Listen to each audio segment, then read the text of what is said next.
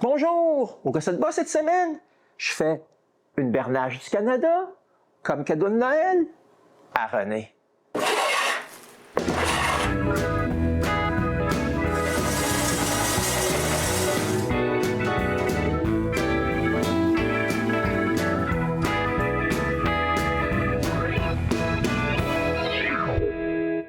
Pour Noël 2023, j'ai fait ce Picbois à René comme cadeau. J'ai vraiment aimé le fabriquer. Noël dernier, je voulais en faire un autre. Mais cette fois-ci, c'est une Bernage du Canada en vol. Je retourne à l'endroit où j'avais acheté le modèle du Picbois et je fais une recherche. Je trouve tout de suite ce que je veux et je l'achète. Par contre, je dois le modifier un peu pour mes besoins. Je commence donc par l'importer dans Blender. Là, je change l'origine pour le centre de l'oiseau et je le déplace à l'horizontale au centre du monde. Ici, ça paraît peut-être pas, mais le bec, les yeux et les ailes sont des modèles différents du reste du corps. Je dois donc faire une enveloppe autour de toutes ces parties. Pour faire ça, j'ajoute un modificateur Remesh avec une grosseur de 0,01 m. Maintenant, le modèle comporte seulement une partie. Par contre, il y a bien trop de résolution pour ce que je veux faire. J'ajoute donc un modificateur Decimate. Ici, vous pouvez voir que le modèle a à peu près 1,5 million de faces. Si je change le ratio, j'arrive juste un peu plus que 100 000. Maintenant, tout ce qui reste à faire, c'est d'exporter ce modèle en format STL. Le second programme que j'utilise, c'est 3D Builder de Microsoft. Après avoir importé le modèle que j'ai modifié, il y a des erreurs. Mais pour les régler, c'est aussi simple que de cliquer en bas à droite. En quelques secondes, c'est réglé et je peux découper l'oiseau en plusieurs parties. Découper un modèle, c'est pas très difficile, mais aussi c'est pas très vite. Après avoir choisi l'option de fractionner, je déplace le plan juste un peu plus loin que la transition des plumes sur le cou et je coupe le modèle en deux. Pour sauvegarder la tête, j'efface le corps et je la sauvegarde. Ensuite, je récupère le corps et j'efface la tête. Je répète les mêmes opérations pour les deux ailes. Ici, mon but, c'est de découper les ailes le plus près du corps. C'est quand même assez facile. Si le plan intersecte le corps, le plan vert change de couleur. Ensuite, c'est comme pour la tête. Je coupe, efface le corps, sauve l'aile, récupère le corps, efface l'aile et recommence le tout pour découper l'autre aile. Je dois aussi refaire la même chose pour sauver les deux pattes individuellement. Finalement, je suis prêt pour passer à l'autre étape qui est d'ouvrir Aspire. Ici, je crée un espace de travail rotatif de la grosseur du corps, de la bernache et j'importe le modèle du corps que j'ai sauvé quand j'ai tout coupé en morceaux auparavant. Ouais, j'ai rien à changer. J'importe tout simplement le modèle. La première chose que je fais, c'est mettre une hauteur au plan 0 pour avoir un axe de rotation. Par contre, je dois changer le mode de combinaison du corps à combiner pour garder la grosseur originale de l'oiseau. Pour les parcours d'outils, je dessine deux rectangles autour du modèle. Un plus petit que l'autre. Mais il me manque encore quelque chose avant de calculer les parcours d'outils. Je veux m'assurer que le bout de bois que je vais utiliser est le plus rond possible. J'ouvre donc le script pour créer une spirale. Ici, je dis que je veux une ligne qui aura un espace de 5 mm entre chacune d'elles. Je veux commencer et finir à 5 mm du bord. Et je crée cette ligne. Ensuite, je la sélectionne et je la copie sur le côté droit. Pour pouvoir couper la partie en haut de l'intersection, je dois dégrouper les lignes. Ensuite, je peux couper le haut. Maintenant, je suis prêt à créer les parcours d'outils. Je sélectionne mes lignes et je change l'outil pour une fraise droite de 6 mm. Ici, ça ne sert à rien de faire une simulation parce que rien ne sera découpé sur un cylindre. Ensuite vient la passe d'ébauche. Je sélectionne le plus gros des rectangles et je fais faire le calcul de la passe d'ébauche avec la même fraise de 6 mm. Voici de quoi ça aura de l'air. Vient maintenant la passe de finition. Elle est faite avec une fraise de 1 mm de diamètre. Voici un aperçu du corps de l'oiseau. Pour ma part, je trouve ça toujours excitant de voir ça. Par contre, j'ai besoin plus que juste le corps. Je dois donc créer une autre feuille pour la tête. Comme la tête est bien plus petite que le corps, je change la grosseur de cette feuille et je suis prêt à importer le modèle la tête. Comme pour le corps, j'ai rien à faire dans le module d'importation que de presser OK. Ouais, mais pour la tête, je vais utiliser une autre technique. Au lieu de mettre un plan 0, j'ajoute des ailettes. Ouais, mais cette ailette-là est vraiment trop petite. Je la grossis pour qu'elle fasse toute la circonférence du cylindre. Si j'active la vue en 3 dimensions, on peut mieux voir de quoi ça a de l'air. Comme je trouve que c'est un peu trop sur le bec, je déplace ce petit cylindre à l'endroit où je pense qu'il sera le mieux placé. Ensuite, je fais une copie que je déplace de l'autre côté. Comme les grosseurs sont parfaites, je peux utiliser l'outil pour faire une spirale. Cette fois-ci, l'espacement entre les lignes sera d'1 dixième de millimètre, soit 10 de la largeur de la fraise que je vais utiliser. Mais comme la ligne est créée du côté gauche et que je la veux à droite, il faut que je la déplace. Maintenant, avec la ligne déjà sélectionnée, je peux créer le parcours d'outils. Cette fois-ci, je sélectionne la fonction de contour. Je m'assure que la fraise est bel et bien celle de 1 mm de diamètre et je stipule que je veux appliquer la forme du modèle au contour et c'est tout. Voici une simulation de la sculpture de la tête. Ouais, c'est dur à voir ici, mais ça sera sculpté dans une grosse spirale. Vous verrez ça bientôt. Voici la tête. À chaque morceau, l'oiseau avance. Il reste encore les 2 pattes à faire avec cette technique. Je dois donc créer une autre feuille et, encore une fois, elle sera encore plus petite que la tête. Ouais, mais cette fois-ci, quand j'importe les pattes, elles ne sont pas vraiment orientées dans la bonne direction. Je dois donc changer une coupe de paramètres d'orientation avant d'importer une patte. Toutes les opérations qui suivent sont identiques à celles que j'ai faites pour la tête. Voici un aperçu d'une patte.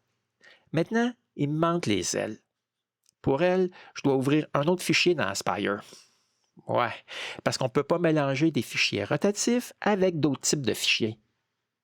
Les 2 ailes seront sculptées en double face. Je commence donc par changer la grosseur de mon espace de travail pour accommoder les ailes. Je stipule aussi que l'origine Z sera sur la même face.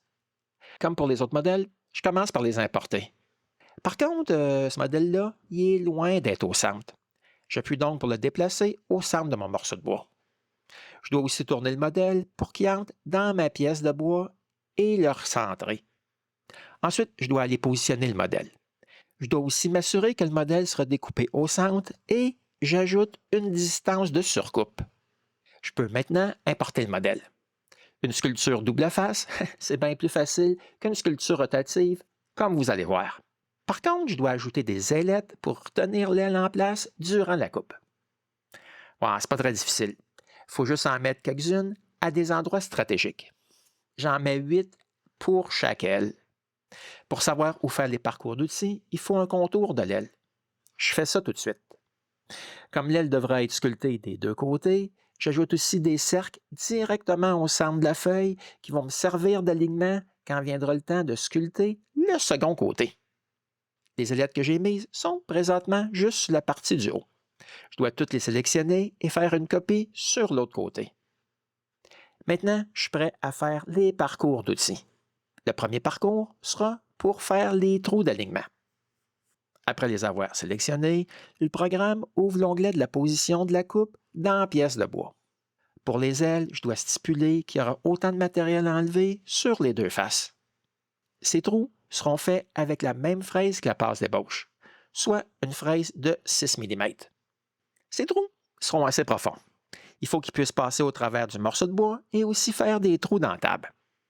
Ensuite vient le tour de la passe d'ébauche. Comme la fraise de 6 mm est déjà sélectionnée, il n'y a pas grand-chose à faire d'autre que de faire le calcul. Voici un aperçu de la coupe. La passe de finition est aussi facile à faire.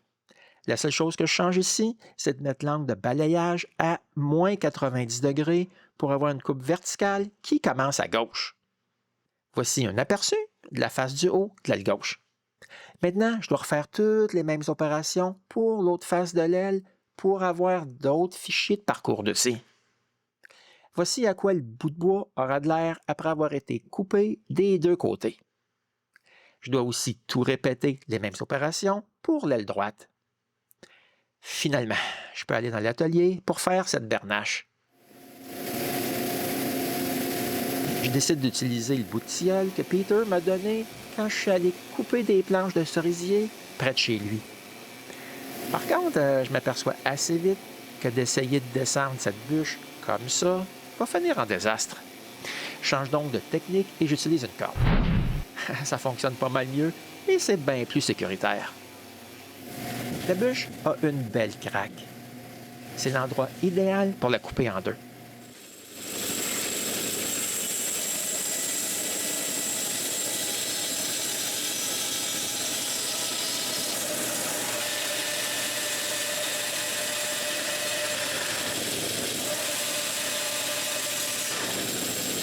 J'enlève du bois, c'est côté mince.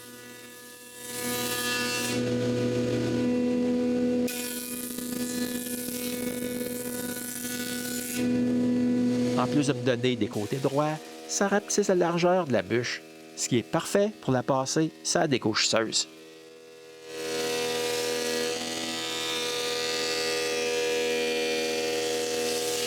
Après un petit bout de temps, j'ai deux moitiés de bûche.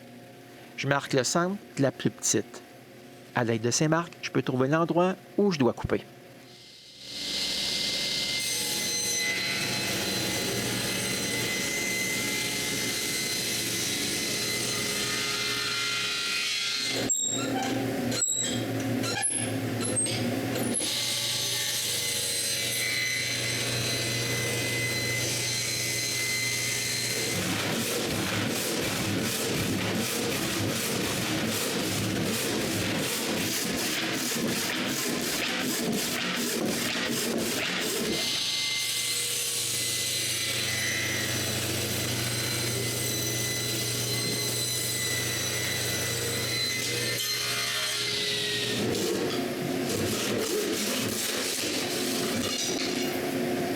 Ensuite, je m'assure que les coupes sont belles. J'ai trois côtés bien droits. Je dois m'occuper de celui-ci maintenant.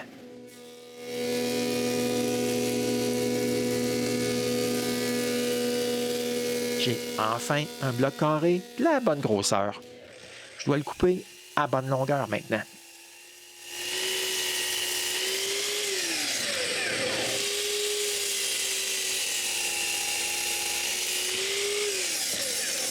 J'ai besoin de trouver le centre pour pouvoir tracer un cercle.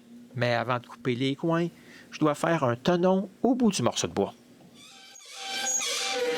J'ajuste la hauteur de la lame et le guide, et c'est parti pour couper le tenon.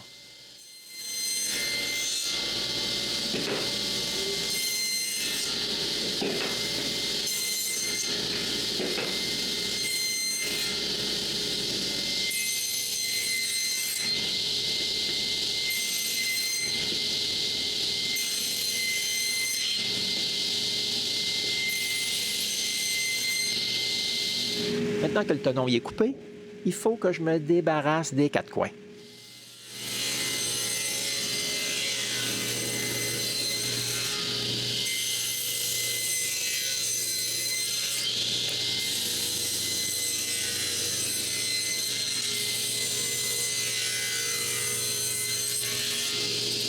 Quand c'est fait, je mets ça dans le mandrin de mon axe rotatif.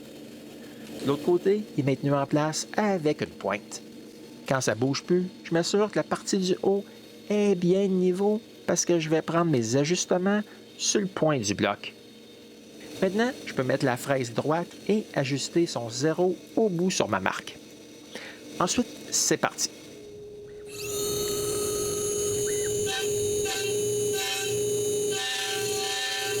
Le CNC commence par couper des coins sur toute la longueur.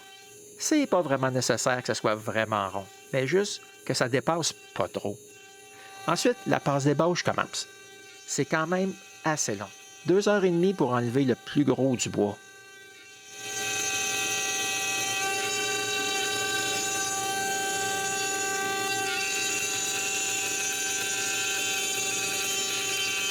Quand c'est fini, ça a de l'air diable. Une chance qu'il y a une passe de finition après.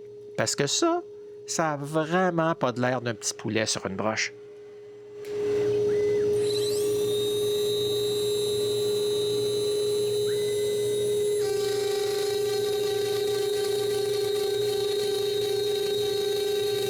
La passe de finition est quand même assez vite.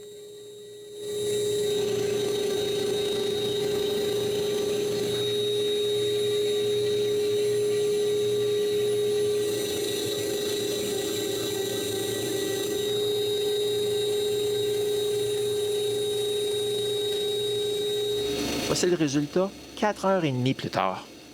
C'est vraiment excitant de voir ça. Par contre, il y a un peu plus de travail à faire pour que ça ait l'air de quelque chose de mieux. Voici le premier morceau après son premier nettoyage à brosse de laiton. C'est vraiment excitant. Mais il y a d'autres morceaux à faire. Pour la tête, je coupe un autre bout de tilleul plus petit.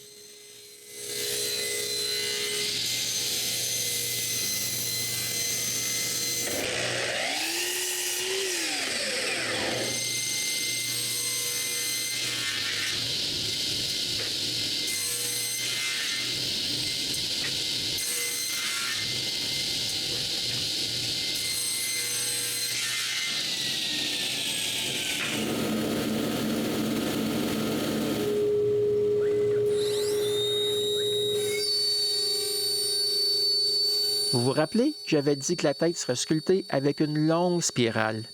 Bien, voici comment elle se fait sculpter. Le tout a pris 2h15. C'est une nouvelle technique pour moi. J'ai vraiment aimé. Je vais la refaire, c'est sûr. Mais il me reste encore les 2 pattes à faire. Comme c'est des bien plus petits morceaux, ça prend qu'une petite demi-heure chaque avant d'arriver au produit final.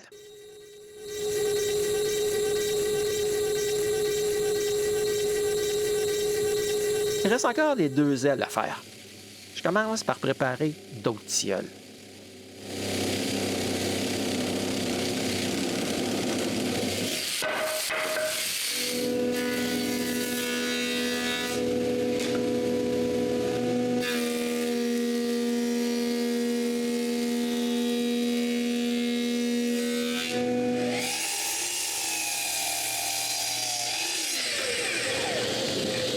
Quand j'ai 2 morceaux, j'en visse un sur ma table.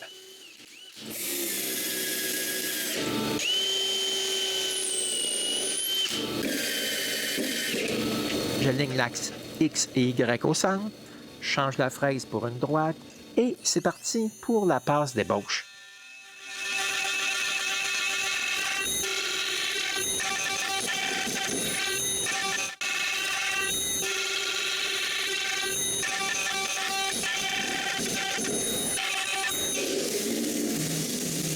Quand c'est terminé, je remets la fraise conique d'1 mm et c'est parti pour la passe de finition.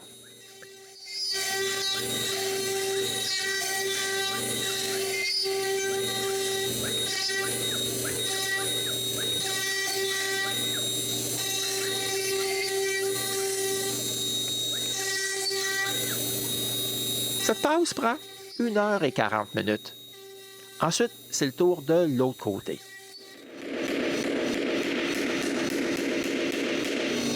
Et ici, je fais une erreur monumentale. Je retourne le bout de bois sur le côté long plutôt que sur le côté court. Mais je ne m'aperçois pas de mon erreur tout de suite.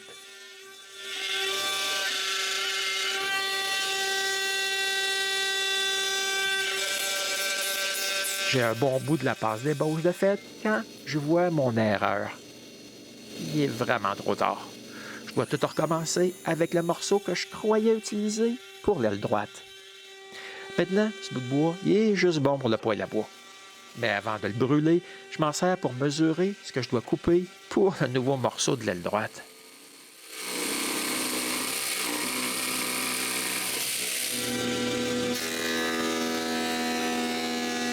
Au moins, pendant que je m'occupais de ça, la CNC fait la passe d'ébauche.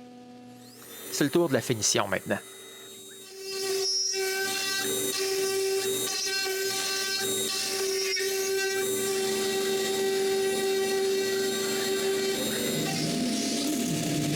Il me reste un autre côté à sculpter.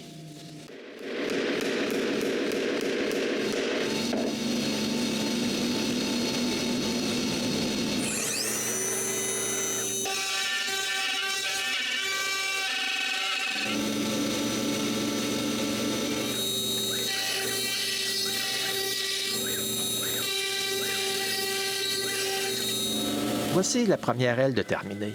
Pas croyable que ce morceau va être juste ici plus tard. Ouais, mais il faut quand même que je colle l'aile droite.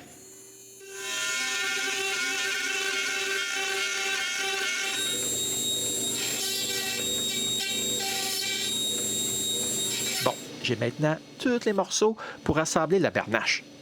Je commence par couper le bout qui retient la tête.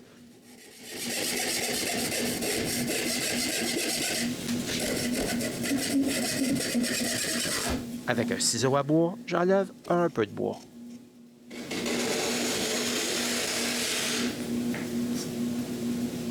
Je finis avec du papier sablé. Bon, ça, c'est à mon goût. C'est le tour de la tête.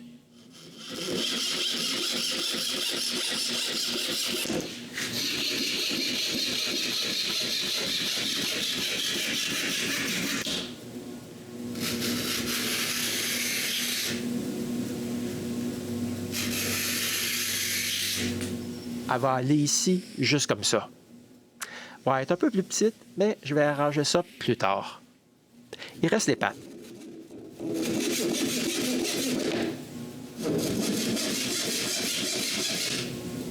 Mais c'est pas fini. Il y a aussi des ailes à libérer de leur bout de bois.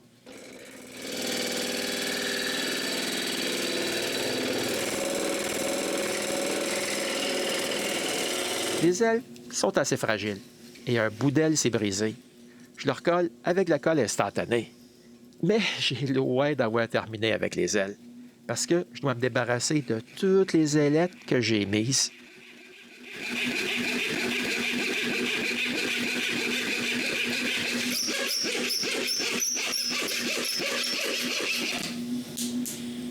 Pour sculpter la première, j'ai utilisé un couteau. Il y a quand même pas mal d'ailettes à couper. Et c'est pas facile de tenir l'aile pour les faire.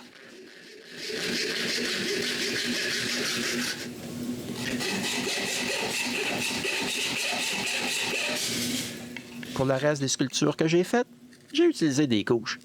C'était pas mal plus facile.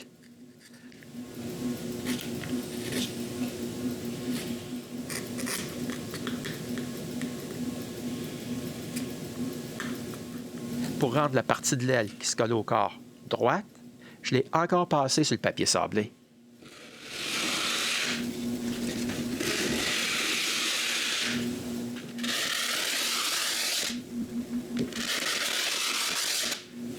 L'aile droite va se placer comme ça.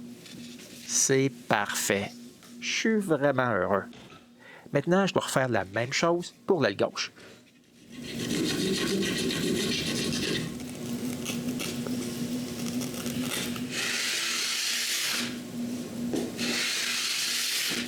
Pour celle-ci, j'ai une surprise. Elle n'a pas le bon angle. C'est bien plus facile à voir avec cette prise de vue. Pour trouver le bon angle cette fois-ci, j'utilise la sableuse. Bon, l'angle me satisfait. Il ne reste plus qu'à coller tous les morceaux en place. Après avoir étendu de la colle sur l'aile, je la frotte à sa place sur le corps avant de la retenir pour pouvoir vaporiser l'accélérateur.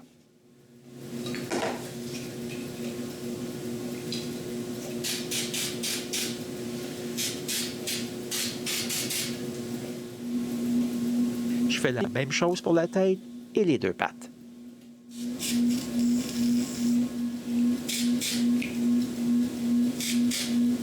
Ah, mais j'ai pas fini. Il me reste des endroits à sculpter à la main. Cette fois-ci, j'utilise des râpes et des gouges.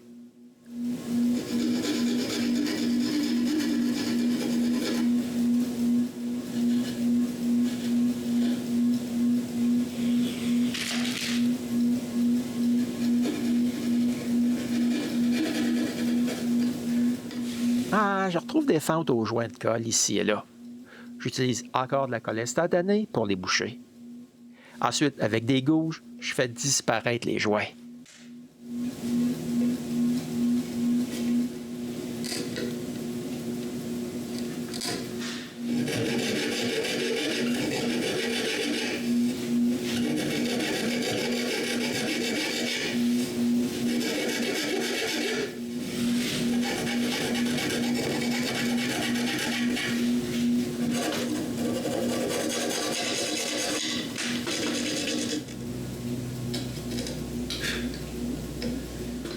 Maintenant, je dois refaire le bout du bec.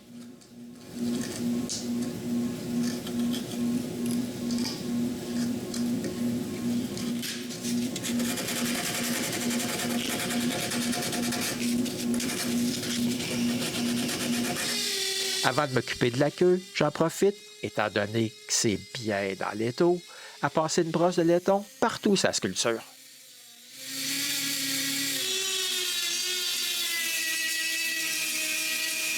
Je dois changer de brosse souvent.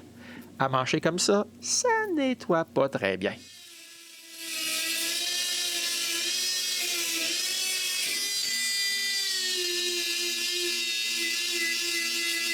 C'est le temps de m'occuper de la queue. Je commence par sculpter le plus que je peux avant de libérer l'oiseau.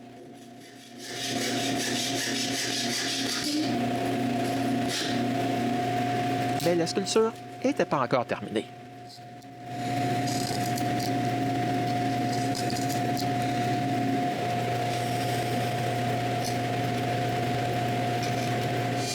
Quand j'ai fini, je peux passer la brosse de laiton. Ouais, jusqu'ici, j'avais pas eu trop d'incidents. Une chance que j'ai pas fait tomber la sculpture par terre. Enfin terminé. Maintenant, je dois trouver le centre de gravité sur le dos. J'y arrive avec du ruban gommé et une corde. Tout ce qui reste à faire, c'est de visser une vis à petits yeux en place et la bernache du Canada est prête à être donnée à René pour Noël. Je l'emballe dans l'atelier pour qu'elle ne voie pas. Voici ce qu'elle a dit à Noël l'an dernier. Wow! Par contre, elle n'a pas fini, parce qu'elle doit la peindre maintenant. Mais malheureusement, vous ne le verrez pas. On a passé trop de temps au chalet cette année à faire des travaux. En plus, j'ai fabriqué des centaines de petites décorations de Noël qu'elle a dû peindre pour qu'on puisse en avoir pour la saison des marchés qui vient tout juste de se terminer. J'imagine qu'elle aura peut-être un peu plus de temps en 2026 pour la peindre.